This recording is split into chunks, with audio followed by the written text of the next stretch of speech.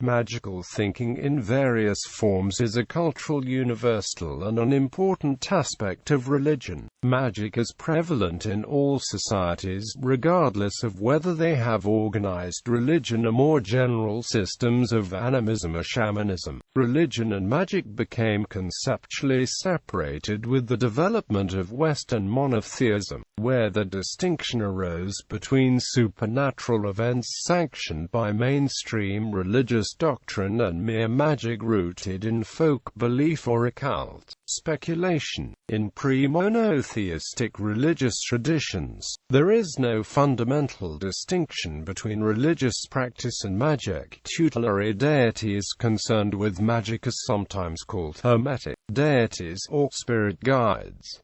Magical practices in prehistory, appearing from Aboriginal tribes in Australia and New Zealand to rainforest tribes in South America, bush tribes in Africa and pagan tribal groups in Western Europe and Britain. Some form of shamanism and belief in a spirit world seems to be common in the early development of human communities. According to Joseph Campbell, the ancient cave paintings in Lasso may have been associated with the magic of the hunt. Much of the Babylonian and Egyptian pictorial writing characters appear derived from the same sources. Although indigenous magical traditions persist to this day, very early on some communities transitioned from nomadic to agricultural civilizations, and with this shift, the development of spiritual life mirrored that of civic life. Just as tribal elders were consolidated and transformed into monarchs and bureaucrats, so too did shamans and adepts evolve into a priestly caste. This shift is not in naming alone. It is at this stage of development that highly codified and elaborate rituals, setting the stage for formal religions, began to emerge, such as the funeral rites of the Egyptians and the sacrifice rituals of the Babylonian, Persian, Aztec, and Maya civilizations. Anthropological and psychological perspectives. It is a postulate of modern anthropology, at least since early 1930s, that there is complete continuity between magic and religion. In the past, there have been many attempts by anthropologists to establish some fundamental distinction between magic and religion, most notably by James George Fraser and Bronislaw Malinowski. They tried to demonstrate that magical thinking is a form of proto-science or pseudo-science rather than a form of religious practice, and that by this line of thought, early magical beliefs developed through post hoc fallacy. A supplication was made on the altar, and then it rained shortly afterward. Regardless of whether the supplication was the actual cause, it was credited with the change, and thus magical beliefs could grow. One magician's response to this is that magic is unconcerned with establishing causality, only repeatability. Ramsey Dukes explains in his book S.O.T.B.M.E. that questions such as, "Are you sure it was your magic that cured her?" are irrelevant to the magician. If it was a coincidence, it doesn't matter just so long as he can bring about such coincidences. Functional differences between religion and magic. Early sociological interpretations of magic by Marcel Mauss and Henry Hubert emphasized the social conditions in which the phenomenon of magic develops. According to them, religion is the expression of a social structure and serves to maintain the cohesion of a community, and magic is an individualistic action. Ralph Merrifield, the British archaeologist credited as producing the first full-length volume dedicated to a material approach to magic, defined the differences between religion and magic. Religion is used to indicate the belief in supernatural or spiritual beings. Magic, the use of practices intended to bring occult forces under control and so to influence events. Ritual, prescribed or customary behavior that may be religious, if it is intended to placate or win favor of supernatural beings. Magical, if it is intended to operate through impersonal forces of of sympathy or by controlling supernatural beings, or social if its purpose is to reinforce a social organization or facilitate social intercourse. In 1991, Henk Versnell argued that magic and religion function in different ways and that these can be broadly defined in four areas. Intention: magic is employed to achieve clear and immediate goals for an individual, whereas religion is less purpose-motivated and has its sights set on longer-term goals. Attitude: magic is manipulative as the process is in the hands of the user, instrumental coercive manipulation, opposed to the religious attitude of personal and supplicative negotiation. Action: magic is a technical exercise that often requires professional skills to fulfill an action, whereas religion is not dependent upon these factors but the will and sentiment of the gods. Social: the goals of magic run counter to the interests of a society, whereas religion has more benevolent and positive social functions. This separation of the terms religion and magic in a functional sense is disputed. It has been argued that abandoning the term magic in favor of discussing belief in spiritual beings will help to create a more meaningful understanding of all associated ritual practices. However, using the word magic alongside religion is one method of trying to understand the supernatural world, even if some other term can eventually take its place. Religious practices and magic. Closely related to magic are most forms of religious supplication, asking the divine for aid. Perhaps the most famous form is prayer, which is ordained by many religions as a spiritual duty, even apart from any effects on the outside world. Both magic and religion contain rituals. Typically, there is a recognition that rituals do not always work. Rather, it is thought to simply increase the likelihood of the desired result coming to pass.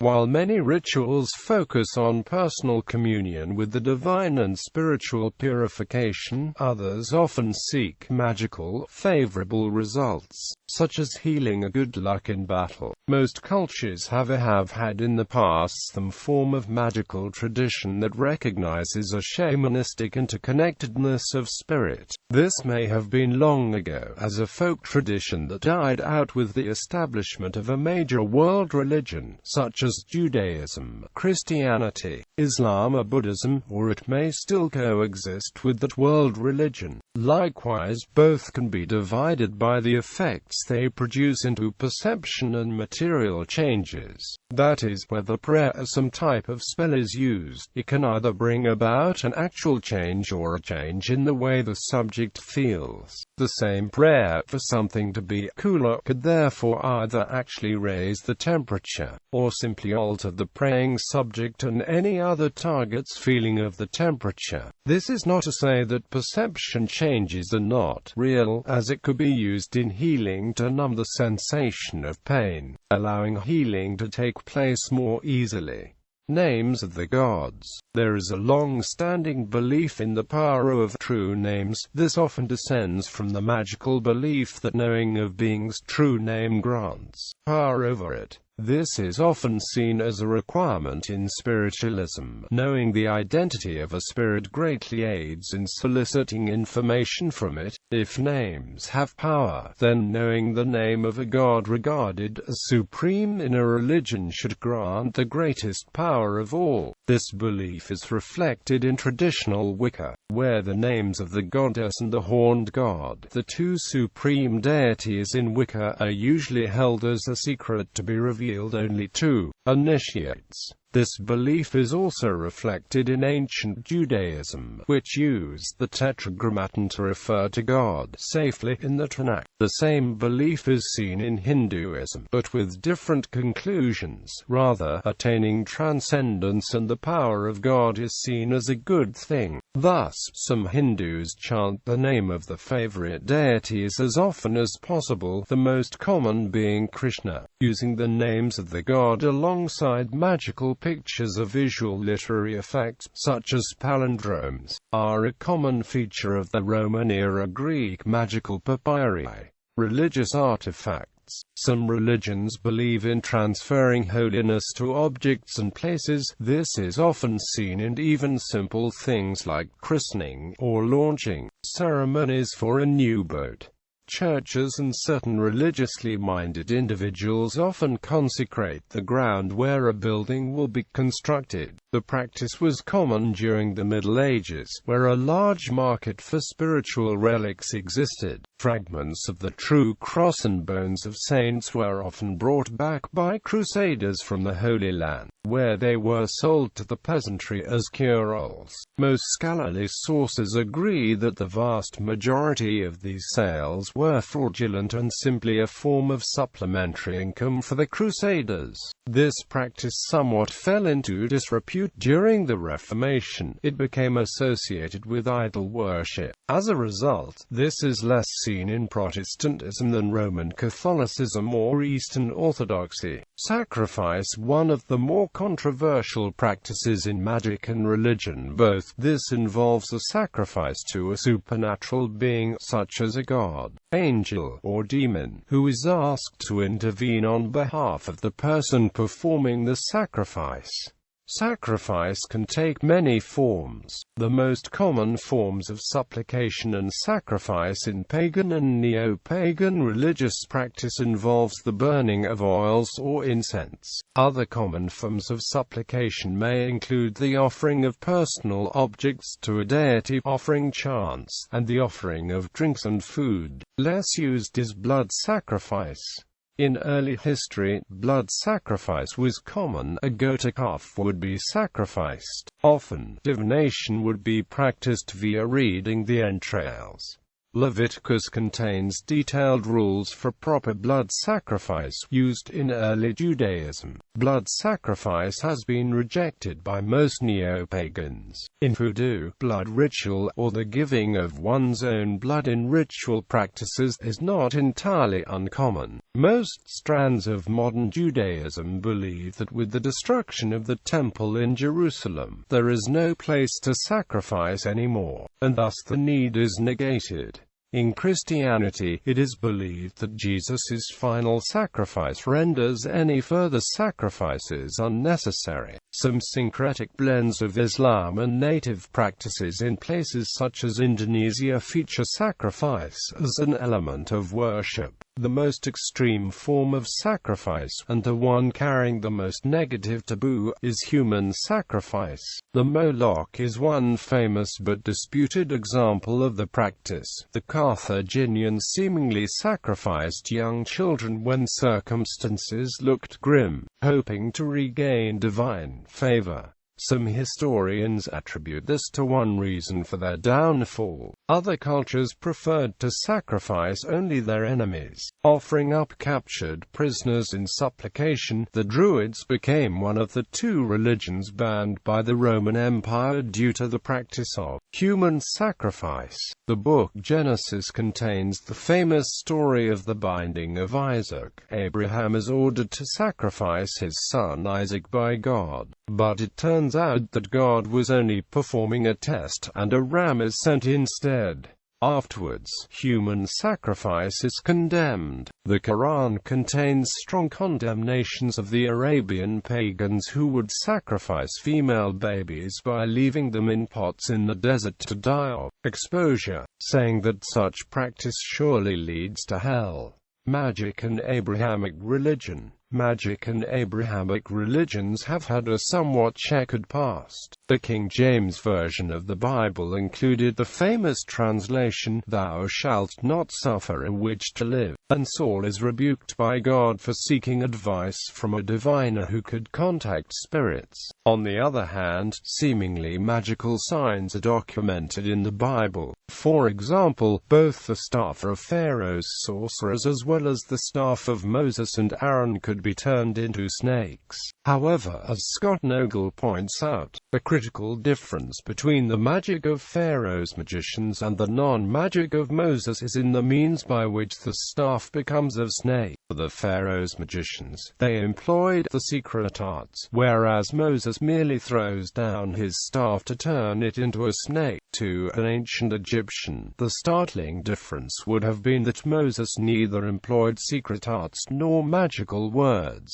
In the Torah, Nagel points out that YHWH does not need magical rituals to act. See also Numbers chapter 21 verses 5 to 9, in which Moses creates a bronze snake in order to heal the Israelites from snake bites. But see the Talmud, Rosh Hashanah 29a, which asserts that it was not the bronze serpent that healed the Israelites, but rather the seeing the snake and submitting themselves to God. The words witch and witchcraft appear in some English versions of the Christian Holy Bible. One verse that is probably responsible for more deaths of suspected witches than any other passage from the Hebrew Scriptures is Exodus chapter 22 verse 18.